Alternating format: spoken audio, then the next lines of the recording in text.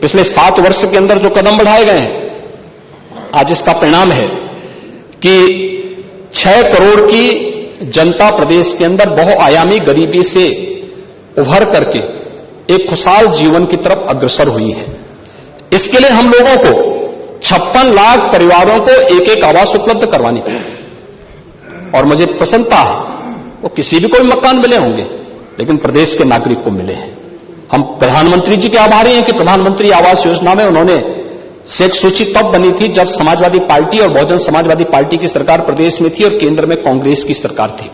लेकिन उसी सूची का पालन करते हुए हम लोगों ने सिचुएशन की तरफ हम लोग आगे बढ़े और 56 लाख इन परिवारों को अब तक एक एक आवास उपलब्ध कराने में हमने मदद की है। प्रदेश के अंदर वृद्धावस्था पेंशन, निराश्रित महिला पेंशन और दिव्यांगजन पेंशन में लगभग 1 करोड़ परिवारों को 1,000 रुपए महीने हम पेंशन की सुविधा उपलब्ध करवा रहे हैं और डीबीटी के माध्यम से पैसा जाता है।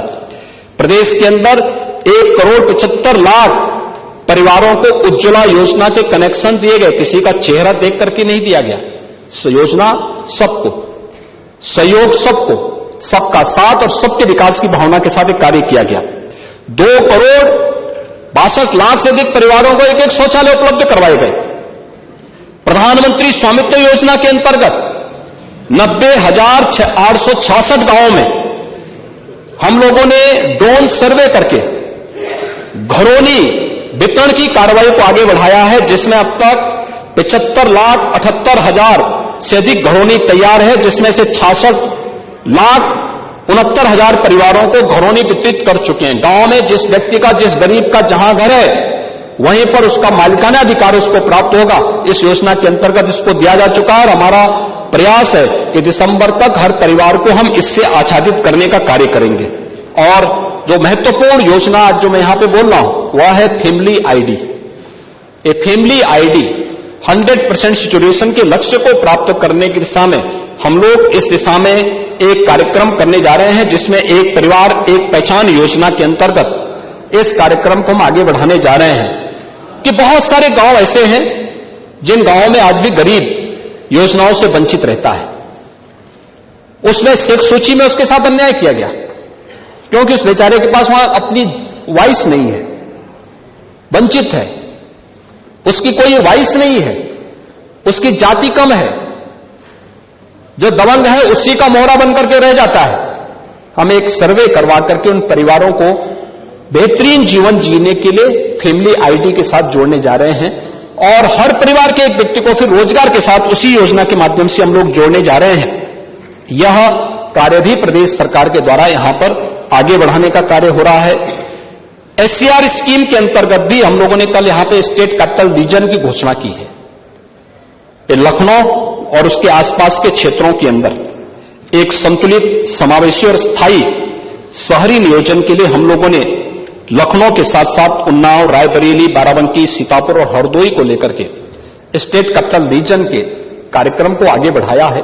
यहां पे वर्ल्ड क्लास इंफ्रास्ट्रक्चर हो, ईज ऑफ लिविंग बेहतरीन हो, लोगों को बेहतरीन सुविधाएं यहां प्राप्त हो सकें, इसके लिए एक नियोजित और संतुलित विकास के लिए, समावेशी विकास के लिए इस कार्य योजना को सरकार यहां पर लेकर आई है और इस पर हम लोगों ने, मैं धन्यवाद दूंगा कि यहां पे सरकार ने इस दिशा में यहां पे उस कार्यक्रम को आगे बढ़ाने की दिशा में प्रयास प्रारंभ किए हैं और उसको लेकर के हम लोग तेजी के साथ आगे बढ़ा रहे हैं। नमस्कार, आप सभी जितने भी शिक्षा मित्र साथी हैं, आप सभी को लेकर एक बड़ी खबर आ रही है। जैसा कि आप सभी को पता ही होगा कि आप सभी के मानदेय वृद्धि को लेकर, आप सभी के समायोजन को लेकर कितने सारे प्रयास किए गए हैं। हर तरफ से आप सभी का मुद्दा उठाया जा रहा है। हर कोई आप चाहता है कि आपका समायोजन किया जाए, इसलिए हर तरफ से आप सभी के मुद्दे को उठाने की कोशिश की जा रही है। आप सभी के समायोजन को लेकर सरकार से सवाल भी किए जा रहे हैं। फिलहाल आप इस वीडियो को देखिए।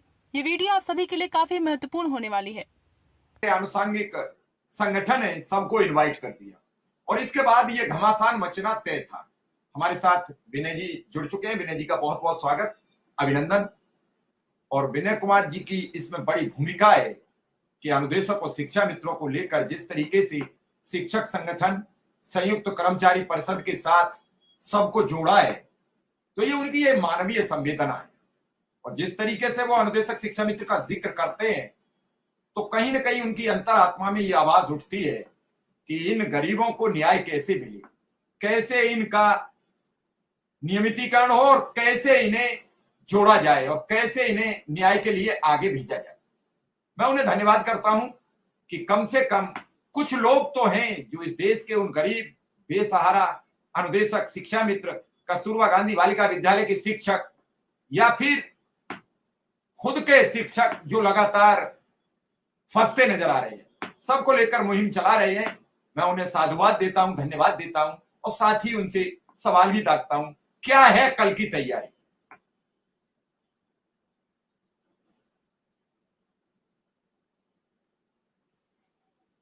मिश्रा जी नमस्कार।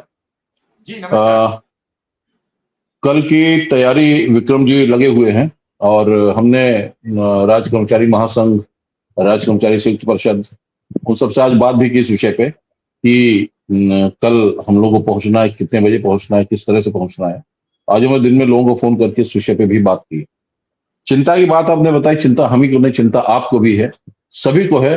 हमसे ज्यादा चिंतित आप जो लगातार हम लोगों को एक मंच पे लाके और डेली आप इतना समय देते हैं और यही चर्चा कर करके कि इसको किसी तरह से ये सब बातें हैं सरकार के कान तक पहुंचे, जबकि सरकार के कान तक पहुंचाने की बातें तो लगातार हर व्यक्ति कर रहा है।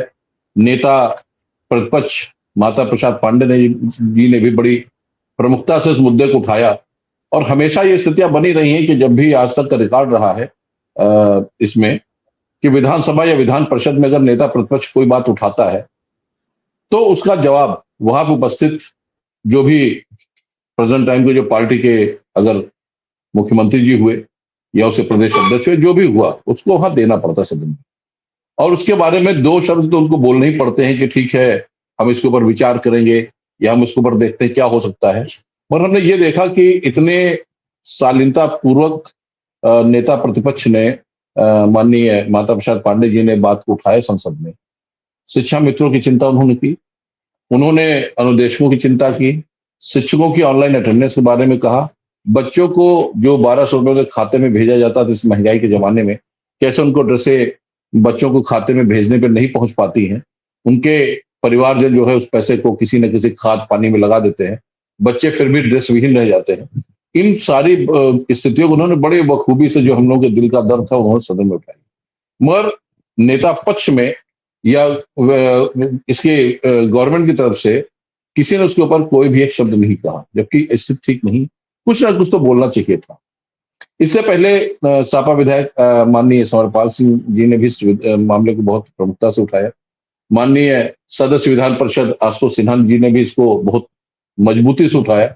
ये तो मामला था उत्तर प्रदेश का, क्योंकि ये शिक्षा मित्र और अनुदेशक दोनों उत्तर प्रदेश से ही उत्तर प्रदेश में स्थित है। इसके अलावा इस मामले को सांसद माननीय इकरा हसन ने भी संसद में उठाया, यानी मामला केवल उत्तर प्रदेश का ही न रह के ये पूरे भारतवर्ष का हो गया। तो निर्णय तो इसमें कुछ ना कुछ होना ही है आने वाले समय में।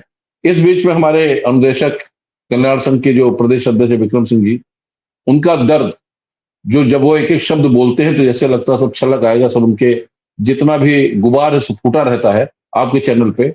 और कभी कभी उनकी बातों से कष्ट भी होता है कि कितने मतलब कितनी बेबाक बात